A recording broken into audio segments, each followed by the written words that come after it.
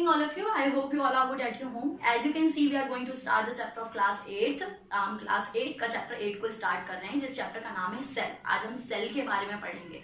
Basically आपने अपने previous classes में सेल को लेकर काफी कुछ जाना होगा, लेकिन इस क्लासेस के अंदर हम सेल के अंदर के पार्ट मतलब कि सेल ऑर्गेनल के बारे में जानेंगे। वो ऑर्गेनल क्या क्या काम करते हैं हमारे शरीर के लिए, वो कौन सी ऐसी महत्वपूर्ण भूमिका निभाते हैं वो जानेंगे। हम एनिमल सेल और प्लांट सेल में क्या अंतर होता है ये सारी चीजें जानेंगे। हम इस चैप्टर में आप ऑल इन वन ये समझ सकते हैं कि सेल के पूरे स्ट्रक्चर और सेल के बारे में सारी जानकारी लेंगे। सबसे पहली चीज, बहुत सारे बच्चे होंगे जिन्होंने सुना भी होगा और नहीं भी सुना होगा, तो पहले मैं आपको डिफाइन कर देती हूँ सेल आखिर होता क्या है। अगर वन वर्ड में कहें तो it is the fundamental unit of life. ये हमारे लाइफ का फंडामेंटल यूनिट है, मतलब एक सेल ही है जिससे हमारा पूरा शरीर बनता है। देखिए, हम जहाँ बायोलॉजी की बात करते हैं तो आपको पता है ये जो चैप्टर है वो बायोलॉजी का है। तो बायोलॉजी के अंदर ही हम क्या पढ़ते हैं, बायोलॉजी के अंदर हम जीव विज्ञान यानी कि लिविंग और लिविंग ऑर्गेनिजम्स के बारे में पढ़ते हैं। जब हमें पता है कि हम लिविंग ऑर्गेनिजम्स के बारे में पढ़ रहे हैं, यानी कि हर वो प्राणी जो जीवित है, जीवित प्राणी चाहे वो पौधा हो, जानवर हो, ह्यूमन बीइंग हो, उसके बारे में पढ़ रहे हैं, तो हमारे अंदर क्यूरियोसिटी जो है वो क्रिएट होने लगती है। क्यों? क्योंकि हम अपने ही शरीर के बारे में जानकारी एकत्रित कर रहे हैं, इसलिए हमारे अंदर क्यूरियोसिटी जो है वो अधिक मात्रा में क्रिएट होती है। तो सेल क्या है? सेल हमारी जीवन शैली का फंडामेंटल यूनिट है, यानी कि मेरे बाल से लेकर मेरे छोटे से छोटे नाखून या मेरा पूरा शरीर अगर मैं कहूँ तो किससे मिलके बना है, वो हमारे सेल से मिलके बना है। पूरा शरीर, हर लिविंग, मैं सिर्फ अपनी बात नहीं कर रही हूँ, हर लिविंग ऑर्गेनिजम्स का शरीर जो है वो एक सेल से मिलके बनता है। सेल, तो हम सेल के बारे में पूरा चैप्टर पढ़ने वाले हैं। तो सेल से स्टार्ट करने से पहले मैं आपको बता देती हूँ कि सेल की जो स्टडी की जाती है, जैसे सेल के बारे में आप स्टडी कर रहे हैं तो उसको साइटोलॉजी कहा जाता है, और जो इंसान सेल के बारे में स्टडी करता है उसको कहा जाता है साइटोलॉजिस्ट। ये इंपॉर्टेंट थिंग है, आपको पता होना चाहिए। तो सेल के बारे में अगर आप स्टडी कर रहे हैं तो उसको बोलेंगे साइटोलॉजी, और जो इंसान सेल के बारे में स्टडी कर रहा है उस व्यक्ति को कहा जाएगा cytologist. I hope you understand. तो सेल चैप्टर को लेकर मैंने इतना तो बता दिया। अब हम सेल का क्या क्या पढ़ेंगे वो देख लेते हैं। जैसे कि आपने देखा है फर्स्ट लाइन में मैंने आपको बताया है कि सेल की खोज किसने करी है। यहाँ पे लिखा है डिस्कवरी ऑफ द सेल। तो सेल की चैप्टर की शुरुआत करने से पहले हमें ये पता होना चाहिए, it is including your chapter, तो आपको पता होना चाहिए कि आखिर सेल की खोज किसने करी। देखिए, ये बहुत ही ज्यादा बेसिक आंसर है या क्वेश्चन बोल सकते हो, क्योंकि कोई भी आपसे ये सवाल पूछ सकता है कि आपके पूरा शरीर जिस चीज से मिलके बना है, fundamental unit of life cell से मिलके जो बना है, वो उसकी खोज किसने करी। तो आपका आंसर होना चाहिए रॉबर्ट हुक ने वो खोज करी। अब हम ये जानते हैं कि उसने आखिर खोज, ये पूरा मैं आपके बुक के अकॉर्डिंग ही पढ़ा रही हूँ, डोंट वरी। तो आपको पहले ये जानना है कि चलो रॉबर्ट हुक ने खोज करी, लेकिन कौन से सन में करी? उसने 1665 में यानी कि 1665 में उसने किसकी खोज करी थी? उन्होंने खोज करी थी सेल की। अब उन्होंने आइडेंटिफाई कैसे किया, सेल के बारे में उन्होंने कैसे जानकारी एकत्रित करी? देखिए, आप सभी जानते हैं कि आज हमारी टेक्नोलॉजी इतनी बढ़ गई है कि हमारे लिए हर चीज की जानकारी लेना बहुत ही आसान हो गया है। लेकिन पुराने टाइम में इतने अच्छे प्रकार के माइक्रोस्कोप नहीं हुआ करते थे। उसके बावजूद जो रॉबर्ट हुक थे, उन्होंने थ्रू द माइक्रोस्कोप उन्होंने क्या पता लगाया? सबसे पहले उन्होंने जब सेल को देखा, वो किसके अंदर देखा? उन्होंने बार्क ऑफ ट्री। अब आप सोचेंगे बार्क ऑफ ट्री क्या है? तो बार्क ऑफ ट्री का मतलब है एक पेड़ की छाल जो होती है, पेड़ की छाल को आप बार्क ऑफ ट्री बोल सकते हो, उसका पतली परत बोल सकते हो। तो उन्होंने पेड़ की सबसे पहले एक छाल ली, बहुत पतला हिस्सा जो होता है ऊपर की छाल ली, और छाल को माइक्रोस्कोप से जब उन्होंने आइडेंटिफाई किया तो उन्हें कुछ इस प्रकार के, ऐसे आप बोल सकते हो चैम्बर बोल सकते हो इसको, या कंपार्टमेंट बोल सकते हो, इस प्रकार के कंपार्टमेंट नजर आए। ऐसे एक थे। उन्होंने देखा कि एट द सेंटर, बीच के अंदर तो हॉलो पार्ट है लेकिन चारों ओर कवर है, और उसी प्रकार के उससे जस्ट चिपका हुआ एक और इसी प्रकार का है, मतलब बीच में हॉलो पार्ट है, मतलब खाली हिस्सा है, और इर्द गिर्द क्या है? एक कंपार्टमेंट तरीके का उनको नजर आया। पहले तो उन्होंने इसको कंपार्टमेंट का नाम दिया, लेकिन जब उन्होंने बहुत बारीकी से देखा तो उनको ये लगा कि ये तो हनी कॉम्ब की तरह है। हनी कॉम्ब दैट मीन्स मधुमक्खी की छत्ते की तरह ये दिख रहा है। तो उन्होंने पहले जो इनकी सबसे पहले जब खोज की तो उन्होंने उसको किस प्रकार से आइडेंटिफाई किया, किस प्रकार का नाम दिया, उन्होंने नाम दिया हनी कॉम्ब का, यानी कि मधुमक्खी की छत्ते। जैसे कि आपने देखा होगा मधुमक्खी की छत्ते में होता क्या है, बीच में ऐसे हॉलो पार्ट जैसा होता है, इर्द गिर्द क्या होता है उसमें कवर होता है। तो इसको या तो फिर उन्होंने कंपार्टमेंट भी कहा और उन्होंने हनी कॉम्ब का भी नाम दिया। इस प्रकार उन्होंने सबसे पहले सेल की खोज करी थी। किसने करी थी, ये बहुत ही इंपॉर्टेंट है, रॉबर्ट हुक ने सेल की खोज करी थी। वो कब करी थी, सन 1665, ध्यान रखना है आपको, सन 1665 में सेल की खोज करी थी। अब हम बात करते हैं कि जो ऑर्गेनिज्म है, जैसे कि अब मैं ऑर्गेनिज्म की जहां बात कर रही हूँ वहां सिर्फ एक ह्यूमन बीइंग की बात नहीं हो रही है, वहां हर जीव, छोटे से छोटे जीव से बड़े जीव तक की बात हो रही है। मतलब कि एक सिंगल ऑर्गेनिज्म से लेकर, मैंने ऑर्गेनिजम्स के ऊपर चैप्टर भी बनाया है, चैप्टर 2, आप उसको जरूर देखें। तो छोटे से लेकर बड़े की बात हो रही है। तो जो ऑर्गेनिज्म है वो दो प्रकार के होते हैं, एक होते हैं मल्टी सेलुलर और एक होते हैं यूनिसेलुलर। ध्यान से सुनना है, मल्टी सेलुलर का मतलब क्या होता है। आपने इंग्लिश की क्लासेस में आपने सिंगुलर और प्लूरल देखा होगा, आप बहुत ही साधारण वे में इसको वैसे ही समझ सकते हैं। मल्टी सेलुलर मतलब कि बहुत सारे सेल, और यूनिसेलुलर का मतलब है सिर्फ एक सिंगल सेल। तो दो प्रकार के ऑर्गेनिजम्स जो है वो पाए जाते हैं। अगर मैं अपनी बात करूं तो मैं सिर्फ एक सेल से तो बनी नहीं हूं, या कोई भी ह्यूमन बीइंग एक सेल से बना नहीं है, वो मल्टी सेलुलर ऑर्गेनिज्म। अगर मल्टी सेलुलर में अगर हम एग्जांपल ले तो हमें ह्यूमन बीइंग एक बहुत ही अच्छा एग्जांपल हो सकता है। तो मल्टी सेलुलर ऑर्गेनिजम्स का मतलब ध्यान रखना है, ऑर्गेनिजम्स क्या है, जीव की बात हो रही है। हम भी एक जीव या हम भी एक प्राणी के अंदर ही आते हैं, ठीक है। मल्टी सेलुलर ऑर्गेनिजम्स का मतलब है वो जीव जंतु जो कि एक से अधिक सेल से मिलके बना है, यानी कि वो बहुत सारे सेल से मिलके बना है, that is a multi cellular organisms. वही हम यूनिसेलुलर ऑर्गेनिजम्स की बात करते हैं तो ये वह जीव जंतु है जो कि सिर्फ एक ही सेल का बना होता है। देखिए, हम एक ह्यूमन बीइंग है, हमारे अंदर बहुत सारे सिस्टम होते हैं, respiratory system, skeleton system, circulatory system, nerve system. आपको पता ही है आपके शरीर में कितने सारे सिस्टम मिलके काम करते हैं, तब जाके आपका शरीर जो है वो सर्वाइव कर पाता है। लेकिन ये सारे ही काम सिर्फ एक सिंगल सेल अपने अंदर, सिर्फ अपने एक सेल के द्वारा करता है।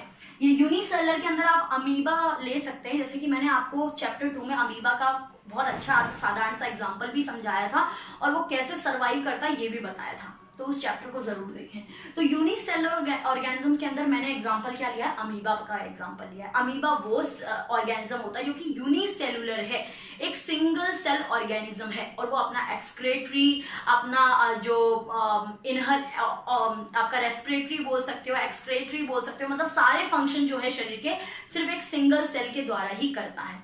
तो यहाँ पर हो गया हमारे ऑर्गेनिज्म दो प्रकार के पाए जाते हैं, एक होते हैं मल्टी सेलुलर और एक होते हैं यूनिसेलुलर। वही सेकंड की बात करते हैं तो सेल जो है वो दो प्रकार के होते हैं, एक होते हैं माइक्रोस्कोपिक और एक होते हैं मैक्रोस्कोपिक। तो माइक्रोस्कोपिक क्या होते हैं, माइक्रोस्कोपिक वो ऑर्गेनिज्म होते हैं जो कि स्मॉल इन साइज होते हैं। स्मॉल इन साइज का मतलब इतने छोटे जो कि नेकेड आई से नजर नहीं आते, नग्न नेत्रों से नजर नहीं आते, do not seen by the naked eyes. आपकी नेकेड आई से, जैसे कि आप देखना चाहोगे तो नहीं नजर आएंगे, वो आपके माइक्रोस्कोपिक ऑर्गेनिजम्स होते हैं। वहीं आपका मैक्रोस्कोपिक ऑर्गेनिजम्स कौन से होते हैं, वह ऑर्गेनिजम्स जो कि आपको नेकेड आई से नजर आते हैं।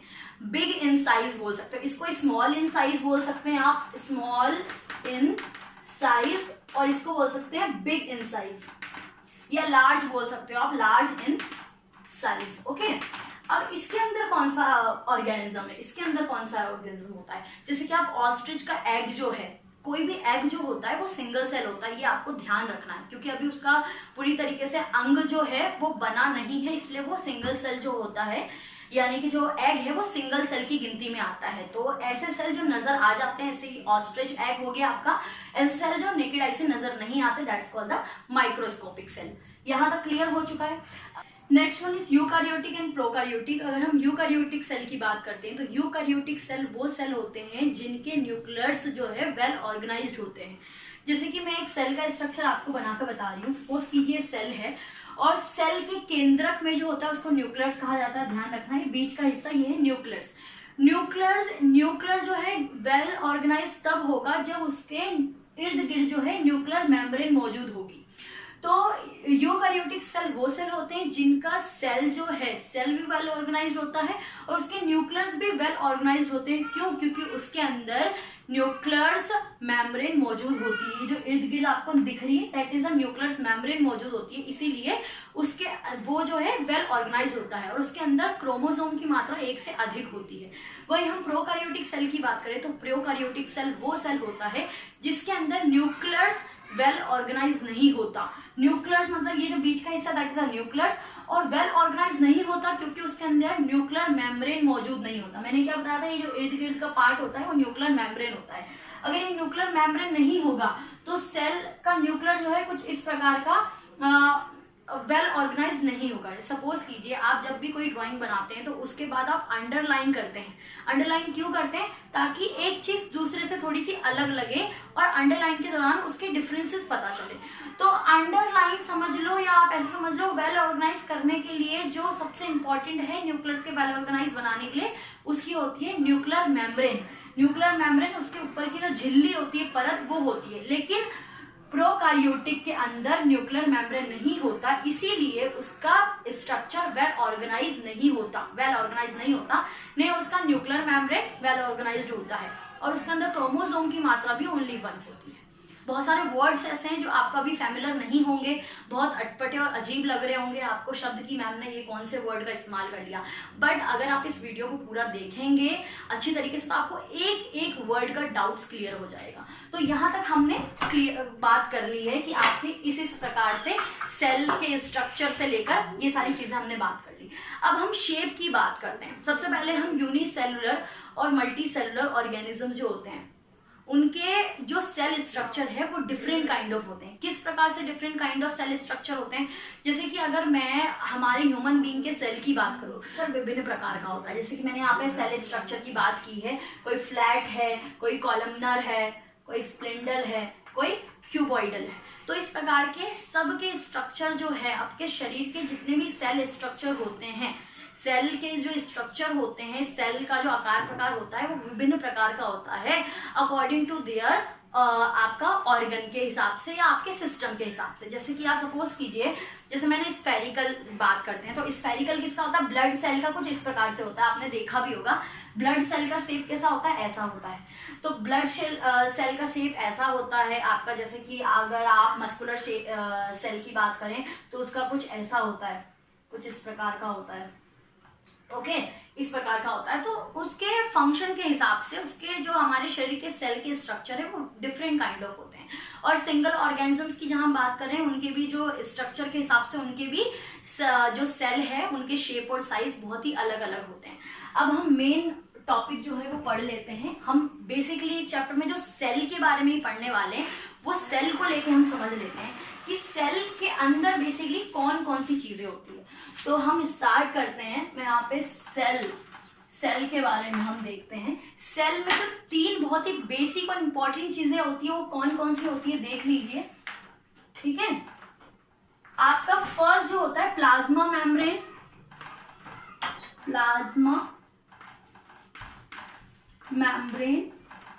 या आप इसको बोल सकते हो सेल मेम्ब्रेन भी बोल सकते हो। ओके, इसको बोल सकते हो सेल मेम्ब्रेन। अब ये होता क्या है, अभी मैं क्लियर कर देती हूँ ये होता क्या है। देखिए, मैं यहाँ पर एक छोटा सा सेल का जो है स्ट्रक्चर बना देती हूँ आपको समझाने के लिए। मैंने इसका एक शेप ले लिया है राउंड तरीके इसका।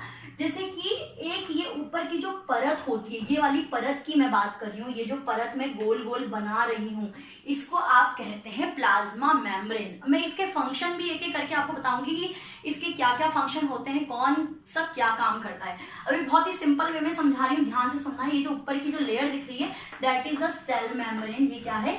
सेल। और ये बहुत ज्यादा आगे हो गया, मैं इधर बना देती हूँ। That is the cell membrane या प्लाज्मा मेम्ब्रेन, सेल मेम्ब्रेन। अब हम बात करते हैं सेकंड वन की। सेकंड क्या है? न्यूक्लियस।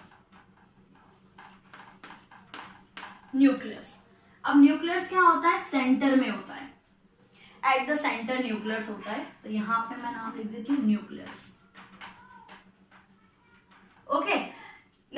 वन इज नेक्स्ट क्या आता है, साइटोप्लाज्म। अभी ये वर्ड मैंने आपको बताया था, वर्ड बहुत ही पेचीदे लगेंगे, बट आप जब इनके बारे में पढ़ेंगे डीप में तो आपको समझ में आ जाएगा। तो नेक्स्ट वन इज साइटोप्लाज्म। क्या होता है साइटोप्लाज्म? तो साइटोप्लाज्म है क्या, मैं स्ट्रक्चर के थ्रू आपको इसलिए बता रही हूँ ताकि आपको कंफ्यूजन ना हो। ऊपर की जो लेयर दिख रही है ये क्या है, आपका सेल मेम्ब्रेन। बीच का जो सेंटर हिस्सा दिख रहा है ये गोल जो मैंने बनाया दैट इज द न्यूक्लियस, और इसके जो सरफेस नजर आ रहा है ये पूरा surface that is the cytoplasm. ये जेली लाइक सब्सटेंस होता है, ध्यान रखना है। ये जो पूरा है ये क्या है, ये है साइटोप्लाज्म। ये सरफेस जो नजर आ रहा है ये जेली लाइक सब्सटेंस होता है, जेली लाइक होता है। इसके अंदर बहुत सारे ऑर्गेनल मौजूद होते हैं, अंग होते हैं। ये हम उस चीज की बात करें जो आपके शरीर की सबसे छोटी इकाई जो होती है, सबसे छोटी इकाई जो होती है उसकी हम बात कर रहे हैं। बहुत ज्यादा जो छोटी होती है, सेल की बात हो रही है। तो सेल के अंदर भी इतनी सारी चीजें होती है, आप सोच सकते हैं सेल जो है, जो आपकी शरीर की सबसे छोटी इकाई है, उसके अंदर भी इतनी सारी चीजें मौजूद होती है। तो ये आपका साइटोप्लाज्म होता है। क्या होता है, cytoplasm. I hope you understand. अब साइटोप्लाज्म ये जो हिस्सा है, आपको ध्यान रखना, ये जो हिस्सा मैंने बनाया है ये क्या है, साइटोप्लाज्म। अब साइटोप्लाज्म के अंदर कौन कौन सी चीजें जो है वो उपलब्ध होती है, यानी उनको जो साइटोप्लाज्म के अंदर जो चीजें उत्पन्न होती है या उपलब्ध होती है उनको बोलते हैं सेल ऑर्गेनल, उनको कहा जाता है सेल ऑर्गेनल। अब मैं बताती हूँ आपको साइटोप्लाज्म में कौन कौन सी चीजें मौजूद होती है। तो मैं यहाँ पे लिख रही हूँ endoplasmic reticulum, plasmic reticulum.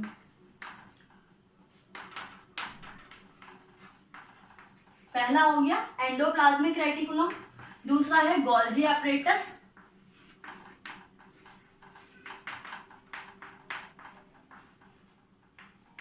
Golgi apparatus.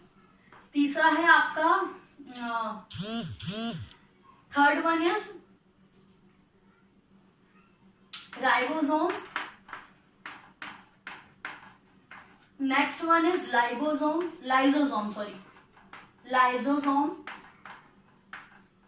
Fifth one is mitochondria,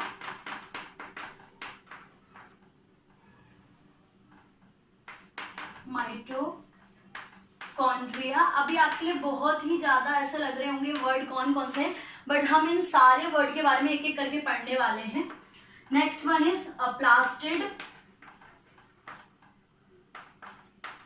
देखिए बहुत सारे बच्चे यहाँ पे प्लास्टिक कर देते हैं, तो बेटा सेल में प्लास्टिक कैसे हो सकता है, सेल हमारा लिविंग ऑर्गेनिज्म, लिविंग बीइंग के अंदर सेल जो है उसमें प्लास्टिक कैसे होगा, प्लास्टिड होता है। मैं आपको इन सारे जितने भी चीजें मैंने यहाँ पे लिखी है उसको एक एक करके बताऊंगी कि ये कौन कौन सी चीजें सेल के अंदर क्या क्या काम करती है। Next one is vacuole.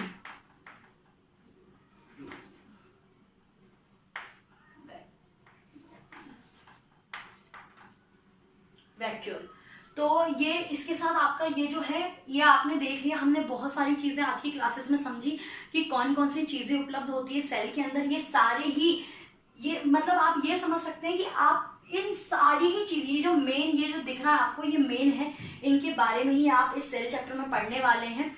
हमारे मैंने आपको बताया ये ऊपर वाली लेयर सेल मेम्ब्रेन है, बीच वाला हिस्सा जो दिख रहा है ये वाला साइटोप्लाज्म है, जो सबसे सेंटर में है दैट इज अ न्यूक्लियस। और साइटोप्लाज्म ये जो हिस्सा है इसके अंदर बहुत सारी चीजें होती है जो अलग अलग फंक्शन करती है, अलग अलग काम करती है। तो इसके साथ ये जो कंटेंट है वो कंप्लीट होता है। आई होप आपको ये सेल का जो ये चैप्टर है इतना समझ में आया होगा। नेक्स्ट पार्ट में हम इन सारी ही चीजों के बारे में डिस्कस करेंगे। और आपको वीडियो पसंद आया है तो प्लीज लाइक, सब्सक्राइब और शेयर जरूर करें।